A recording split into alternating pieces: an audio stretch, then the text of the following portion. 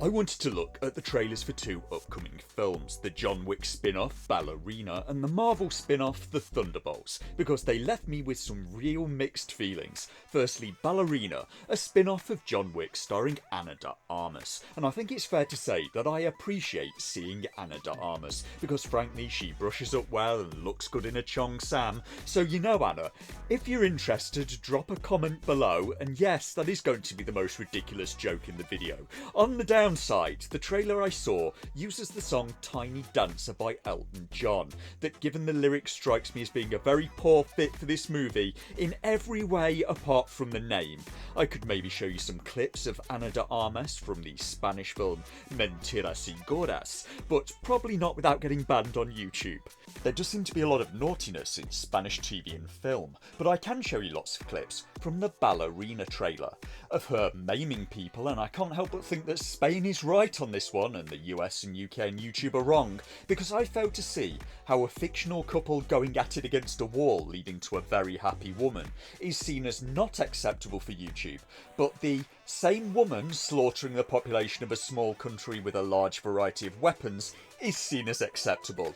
If this is social engineering, it would appear to be quite obvious what messages are being pushed. From the trailer, I am getting that she's seeking revenge, much like John Wick in slaughtering her way through hordes of bad guys, and by bad guys, I obviously mean men. Now, if it was a gender swap John Wick, shouldn't she really be fighting women?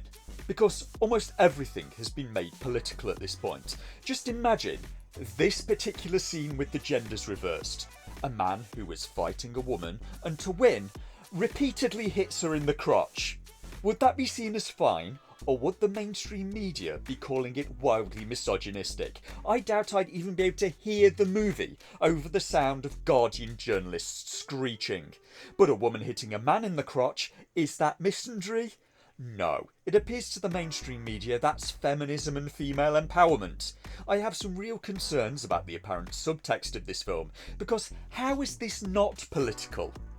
There are innocent reasons this can happen, because as a career, stunt performer skews heavily male. According to this, 70% are men. But if all the people John Wick brutalised in a film were, say, from one ethnic group, that would be viewed as political. In the same way the game Resident Evil 5 was. If in a John Wick film, all of the people he brutalised were exclusively women, that would be viewed as political.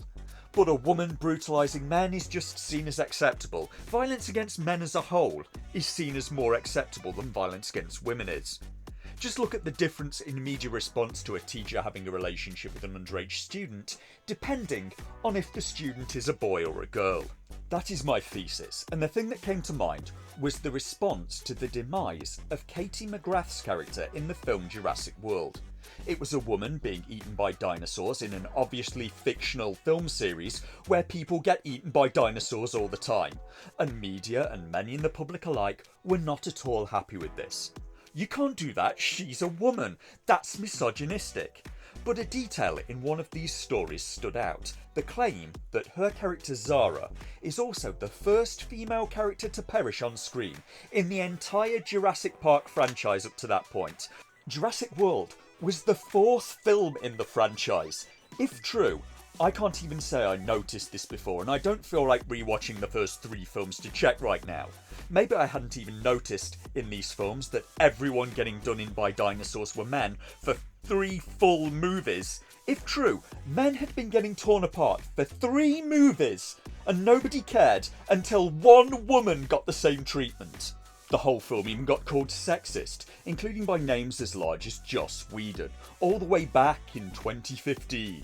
That was of course before all the stories about Joss Whedon came out, like the claim that he was not allowed to be alone with the actress Michelle Trachtenberg on the Buffy the Vampire Slayer set, and that was a claim that came from, let's see now, Michelle Trachtenberg.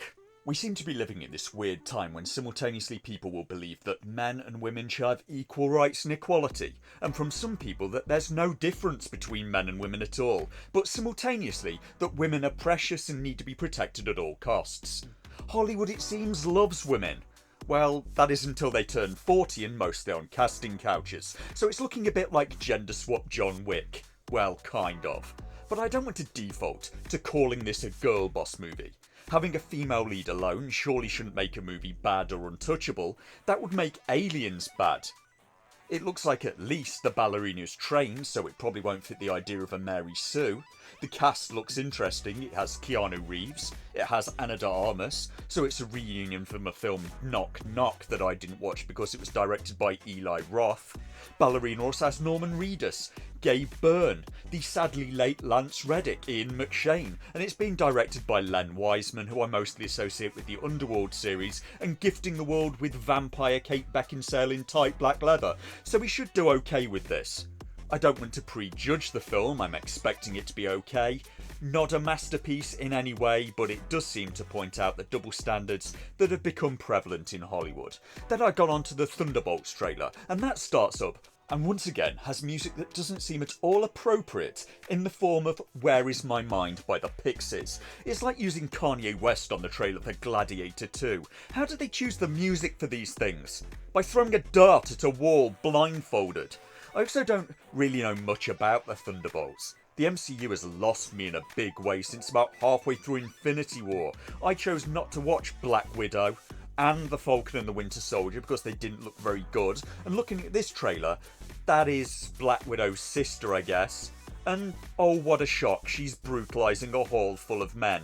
It really feels to me like we're going backwards. From even Joss Whedon's time in series like Buffy, where it was fine if the antagonists were women. And we had good female antagonists like Darla, Drusilla, Faith. Now if someone is the butt of a joke, it's almost invariably a man. This guy can't even work out how to point downwards. There appears to be a lot of action and not much else. This part strikes me as just being silly. It's like the physics are not working properly. Nothing about his powers would stop him being dragged up the road. I have no idea who the antagonists of the movie are.